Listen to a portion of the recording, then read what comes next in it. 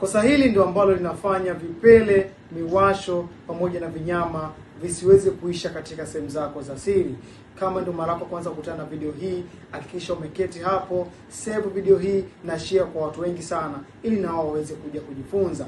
Ukweli ni kwamba changamoto ambayo inakusumbua ni tatizo la kirusi cha HPV ama HSV katika mwili wako. Na hali hii sasa, watu wengi makosa ambayo huwa wanayafanya ni kutumia dawa za kupaka ama kuyakata ama kuchoma kidhani ya kuwa wametibu tatizo. Ukweli ni kwamba shida ambayo uko nayo sio ngozi tu ambayo huwa inaathiriwa, bali hata kinga zako za mwili pamoja na mfumo wako wa damu. Na hali hizi ndio ambayo inapelekea changamoto yako inakuwa inajirudia mara kwa mara. Ikiwa ni wewe umechoka na hii changamoto, unahitaji kuweza kutibia moja kwa moja, namba yangu inapita hapa kwenye screen. Nitafute leo hii ili tuweze kuanza tiba. Kumbuka ukianza matibabu unalinda afya yako.